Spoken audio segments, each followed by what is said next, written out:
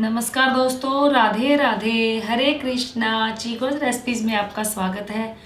तो आज मैं आपको सुनाऊंगी कार्तिक महात्म्य का 33वां अध्याय।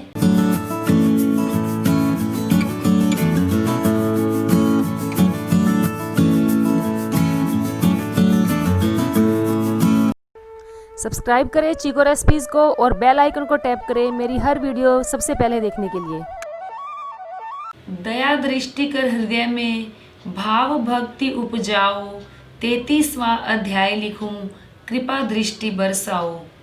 सूत जी ने कहा, इतनी कथा सत्यभामा को सुनाकर भगवान श्री कृष्णचंद्र संध्या करने को महल में चले गए।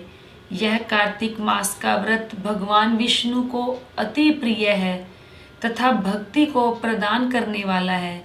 रात्रि जागरण, प्रातःकाल का स्नान, तुलसी सिंचन, उद्यापन, दीपदान, यह 5 कर्म भगवान विष्णु को प्रसन्न करने वाले हैं, इसलिए इनका पालन अवश्य करना चाहिए। ऋषियों ने कहा, भगवान विष्णु का प्रिय, अधिक फल का देने वाला, शरीर के रोम रोम को प्रसन्न करने वाला जो कार्तिक का महात्म्य आपने कहा है, यह मोक्ष की चाहना करने वालों को या भोग के इच्छुक मनुष्यों को यह व्रत जरूर करना चाहिए।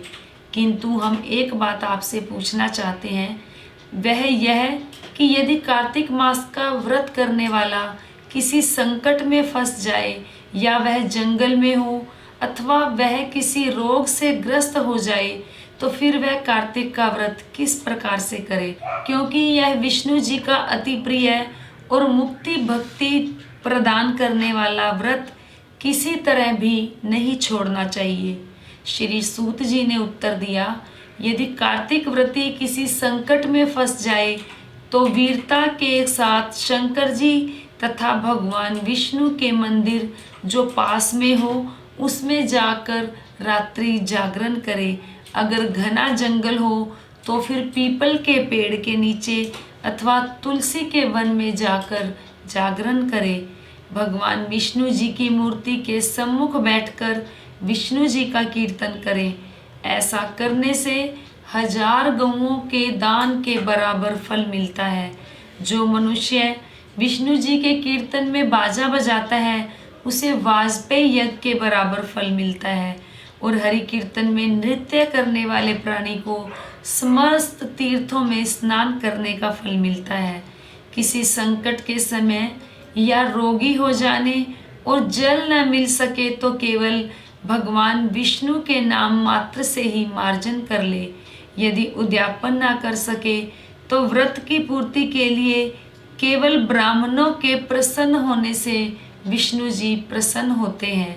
यदि आप दीपदान ना कर सके, दूसरे के दीप की वायु से भली भांति रक्षा करें, और यदि तुलसी का पौधा पास न हो तो वैष्णव ब्राह्मण की ही पूजा कर ले, क्योंकि भगवान सदा अपने भक्तों के अंग संग रहते हैं। इन सब के न होने पर व्रती मनुष्य ब्राह्मण, गौ, पीपल और वट वृक्ष की श्रद्धा से सेवा करे। शौनकादि ऋषियों ने कहा, आपने गो तथा ब्राह्मणों के सदृश पीपल और वट वृक्षों को बतलाया है, और सभी वृक्षों में पीपल वृक्ष और वट वृक्ष श्रेष्ठ क्यों कहे गए हैं? श्री सूत जी ने कहा, पीपल का पेड़ साक्षात भगवान विष्णु है और पलाश का पेड़ साक्षात ब्रह्मा जी हैं। इन वृक्षों की पूजा, सेवा तथा दर्शन से सब पापों का नाश हो जाता है। ऋषियों ने कहा, हे प्रभु, हम लोगों को इसमें शंका है कि ब्रह्मा, विष्णु और शंकर वृक्ष रूप क्यों हुए? आप कृपा करके हमें बतलाइए।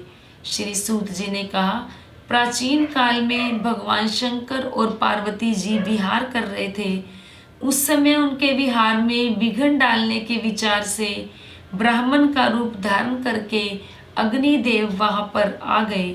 विहार के आनंद के वशीभूत हो जाने के कारण क्रोध में भरकर श्री पार्वती जी ने समस्त देवताओं को श्राप दे डाला। पार्वती जी बोली, हे देवताओं, विषय सुख को कीट पतंगे भी जानते हैं, आप लोगों ने देवता होकर भी उसमें विघ्न डाला है, इसीलिए आप सब लोग वृक्ष हो जाओ। सूत जी ने कहा, इस प्रकार क्रोधित पार्वती जी के श्राप से सब देवता वृक्ष हो गए।